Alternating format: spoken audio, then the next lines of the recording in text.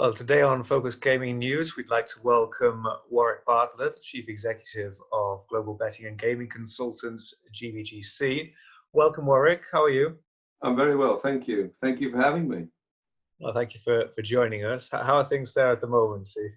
Yeah, good. In actual fact, I'm on 2 weeks quarantine because I went to the UK and came back to the Isle of Man, and so I'm locked up in the house, can't go out for 14 days. The first 7 is over. Okay, you've got a week to go. Yeah. So, well, we'll start talking about the current situation then. Obviously, with the pandemic. I mean, obviously, you have a lot of expertise, knowledge of the industry, and you have seen how the pandemic has impacted operators of different kinds. What are your thoughts about where the industry stands facing the effects of the pandemic, and what the kind of medium-term effects are going to be? Well, the land-based operators that don't have an internet solution have been really caught out, and we've had calls from resort casino operators that don't have an internet solution that want to get online quickly, which is not possible. They should have made that strategic decision some time back, but they're coming around to it now. So we're possibly going to see more people apply for licenses to enable their businesses to be on the internet, so that when occurrences like this happen, they've got a solution to continue to take revenue. And we've seen people come to us that want to refine their message to government because they feel that they've been unfairly treated. And if you think that the government has allowed restaurants to open, but not casinos, and you think, well, why? Why would that be? And I think the industry is still suffering from being stigmatized from the past. Mm-hmm. But as far as the pandemic is concerned, I was personally tracking this towards the end of December.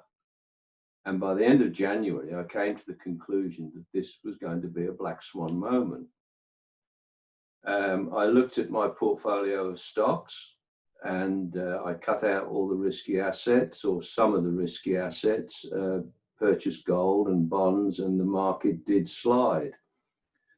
What I didn't take into account was that the governments, pretty much everywhere, starting with China, going right the way across, would shut their economies down completely. That did take me by surprise, but once you know that, then it's hardly surprising that when you see the data that's being produced by the companies, particularly the land-based companies, it's not surprising that they've gone from producing meaningful data to zero in a very short space of time. And so now what we're looking at is how are we going to recover? And McKinsey produced some data from a survey that suggested 80% of people in the United States were still very anxious about going to restaurants. And if they're anxious about going to restaurants, they're going to be anxious about going to casinos, and they're going to be anxious about standing in a licensed betting shop for 2 or 3 hours. So even when the pandemic appears to be over, there's a large section of the community that are still going to be nervous and anxious about going out and spending money. Now, having said that, you do have a situation where people that have been at home, frightened to go out and spend, are saving a considerable amount of money. And so there's going to be pent-up demand at some point in the future where this money is going to be released into the economy, and off we go again, hopefully. What are the main questions that you're receiving from clients then at the moment? Well, like I say, a resort operator that wanted to go online very quickly because his business was closed down, he had no revenue, and realized that this is something that he should have done some time ago. hasten to mention an operator in the UK, because they all pretty much are up to speed with having an internet solution. But there's a lot of parts of the world where that's not particularly the case.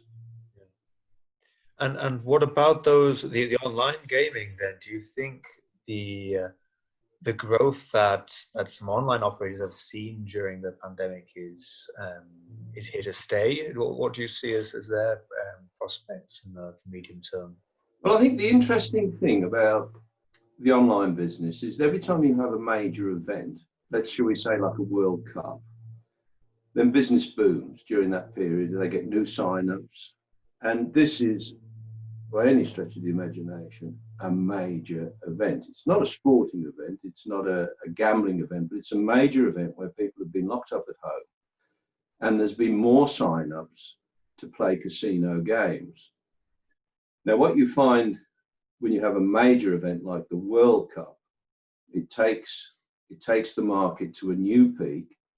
It drops, but it's still higher than it was before.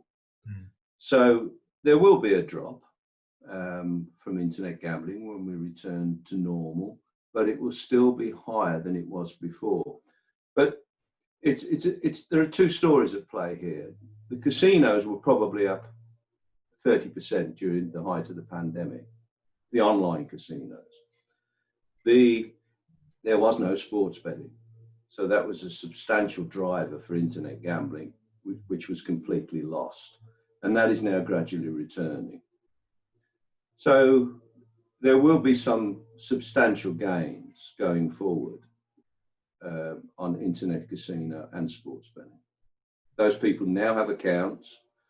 Those accounts were for poker, for blackjack, for casino generally. And now they have those accounts with online operators where they can now play on sports as well. Is there any of the data that you've seen from the past 2 quarters that has surprised you at all? Anything that you wouldn't have expected to see? Not really. You know, I've been in this business that long that nothing really surprises me anymore. I think the big surprise was when the government shut down their economies. I think that was the big surprise. Because everybody that did modelling went back to 1918 when you had the Spanish flu epidemic, and that lasted 2 years and it burnt itself out. But they didn't shut the economies down.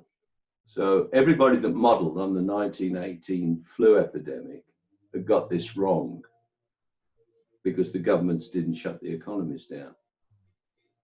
Yeah, so it was an unprecedented situation. Absolutely.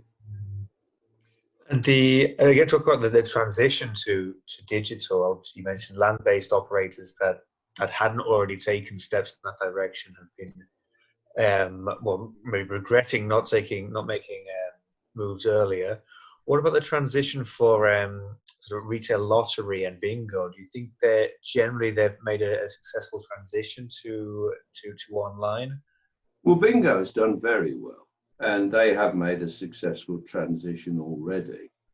All of the major operators in the UK, for example, have an internet solution, and they've done extremely well out of it. 888, which is completely just a casino and bingo site, they've done very well out of bingo. We've got Foxy Bingo. So bingo's made a very good transition. As far as the lottery sector is concerned, less so as a sector, but there are some standouts that have done very well. The Finnish lottery, for example, they have a very good internet solution, large percentage of their sales on internet. And Camelot, the UK lottery, I think it's 35% of sales are on internet.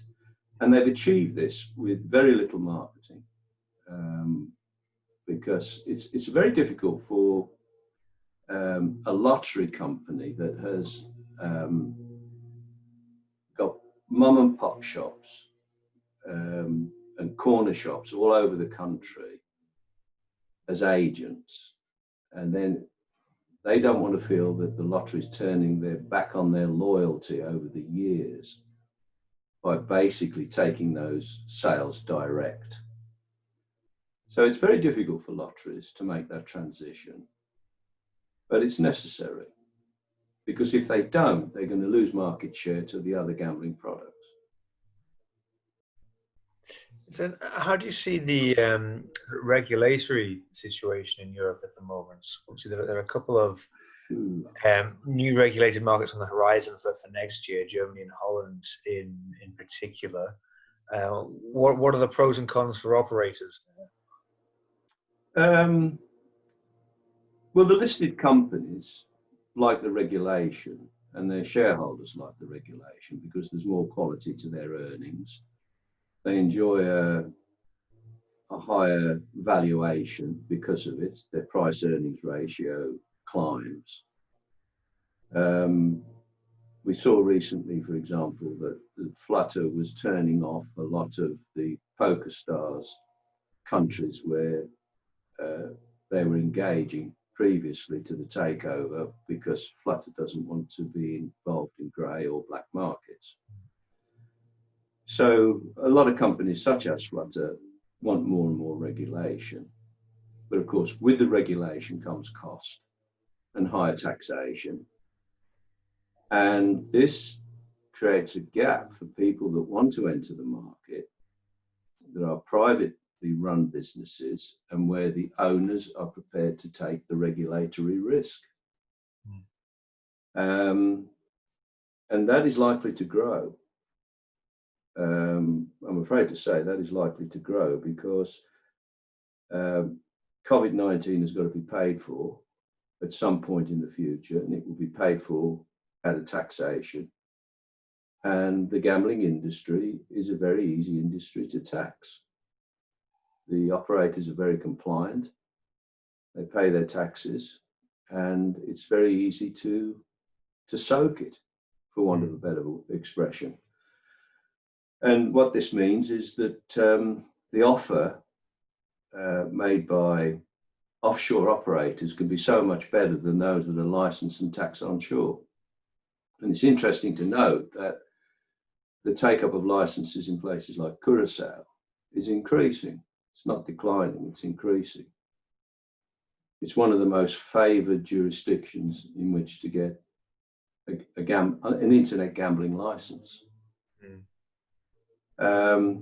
And then, of course, the governments themselves aren't helping by limiting stakes, the speed of play, limiting how much you can deposit. The customers don't like the invasive checks on money laundering and so on. They just want to place a bet. And it's very difficult for operators now certainly in the European sphere to operate.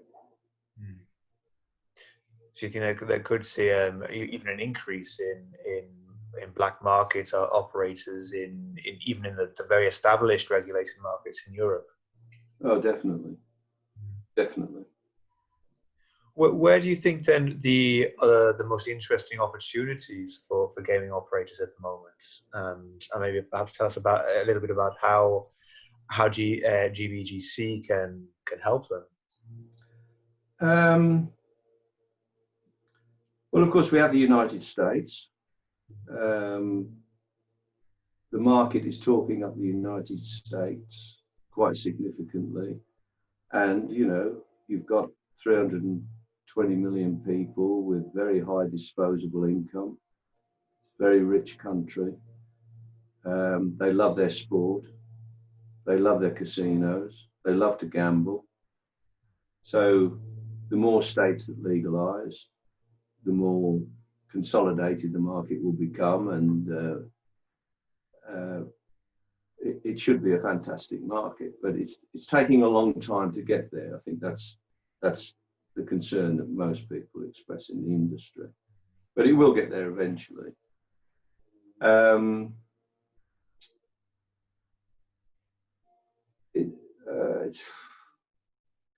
10 years ago, I made a prediction that the United States would legalise sports betting, and it was never even on the radar at that point.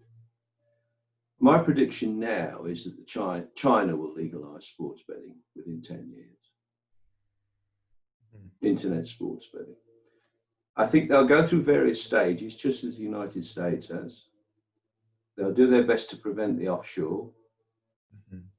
They'll clamp down on it as much as they possibly can. They'll see that it's failed, and eventually they'll produce legislation. They seem to be at that stage of the clampdown at the moment. So oh yeah.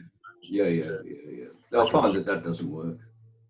It might be seen to work, and of course the problem with China is that Beijing doesn't like to lose face. But it might take a little bit longer than it has in the United States, but they'll get there eventually. Yeah, the sort of inevitable reaction to the attempt to clamp down will then result in them creating their own regulated market. It's thoughts. Okay, well, thank you for your time, Warwick. Is there anything else you'd like to add about what GBC, what you're seeing at the moment, or before we finish? Well, our Global Gambling Report's in its 15th edition. It's still selling well. I can't remember how many pages it is, but it must be about 2,000 to 3,000 now. We used to deliver it in 3 volumes and ship it all over the world, but now it's delivered digitally. It's just too big to ship. So that's doing well. We're still here on the consultancy side, willing and able to help people as much as we can. Excellent. And we look forward to the future, and we look forward to the day we don't have this pandemic, and hopefully we will have a V-shaped recovery. Yeah, absolutely. We hope so. Well, Warwick Bartlett, Chief Executive of GBGC, thank you. Thank you for joining us. Thank you for having me. Thank you. Bye. Bye.